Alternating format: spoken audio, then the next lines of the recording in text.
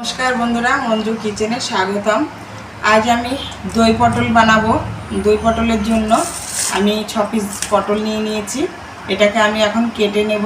আমি কিভাবে দই পটলটা সহজ পদ্ধতিতে বানাই আপনারা আমার সঙ্গে থাকুন আর দেখতে থাকুন আমি কিভাবে দই পটলটা বানিয়ে। পটলটা কাটা হয়ে গেছে বন্ধুরা। কাটা হয়ে গেছে বন্ধুরা। এইভাবে একটু একটু রেখে কাটবেন তাহলে বেশি নরম হবে না। মাথার থেকে একটু চিড়ে দিয়েছি দুদিক দিয়ে চিড়ে দিয়েছি এখন যাতে মশলাটা তেল মশলাটা ঢোকে। আর কিভাবে আমি পটলের দই পটলটা সহজ পদ্ধতিতে বানাবো আপনারা আমার সঙ্গে থাকুন দেখতে থাকুন। মিক্সারে জার নিয়ে নিয়েছি বন্ধুরা। ওর মধ্যে 4-5টা কাঁচা লঙ্কা দিলাম, কিছু কাজু বাদাম দিয়েছি 2-3 চামচ দই, টক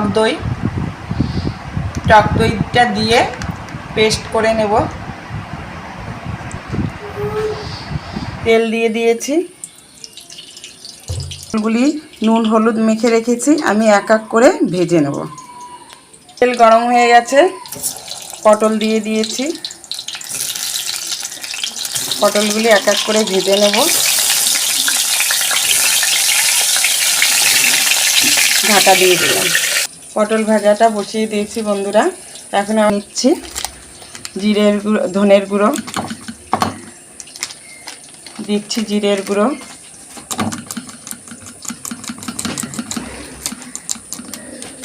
স্বাদ মতো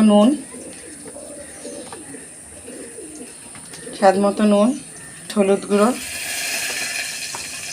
তেল, সর্ষের তেল,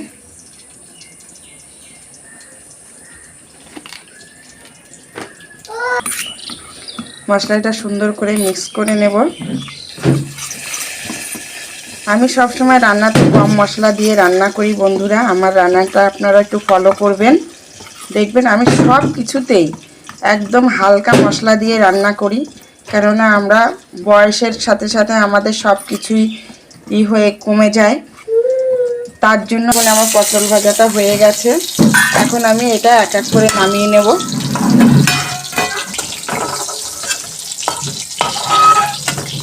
তেলের মধ্যে আপনি একটু কালো জিরে দিয়ে দিলাম, দিয়ে দিয়েছি 2টো কাঁচা লঙ্কা, দিয়েছি কাঁচা লঙ্কা, বানিয়ে রাখা যে মশলাটা ওটা দিয়ে সামান্য একটু জল দেব। গুঁড়ো মশলা লঙ্কা যে লাল লঙ্কাটা হয় ওই পুরো সেই গুঁড়ো মশলা লাল লঙ্কাটা দেইনি আমি, সামান্য একটু জল দিয়ে দিলাম বন্ধুরা। এখন আমি দিয়ে দেব দই আর কাঁচা লঙ্কা যে মশলাটা করে রেখেছি সেই মশলাটা দিয়ে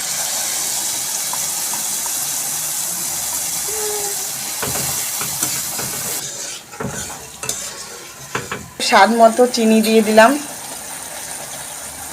যেহেতু টক দই একটু স্বাদ মতো চিনি না দিলে টেস্ট আসবে না। এইভাবে দেখেন বন্ধুরা তেল ছেড়ে দিয়েছে বন্ধুরা, কত সুন্দর তেল ছেড়ে দিয়েছে। এখন আমি একটু সামান্য জল দেব, সামান্য একটু জল দিয়ে দিলাম। কত সুন্দর কালার এসে গেছে বন্ধুরা দেখুন। এবার আমি এক এক করে পটল দিয়ে দেব।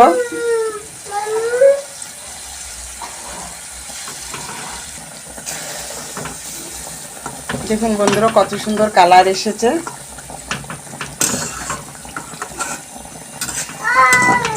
দেখুন বন্ধুরা কত সুন্দর কালার এসে গেছে।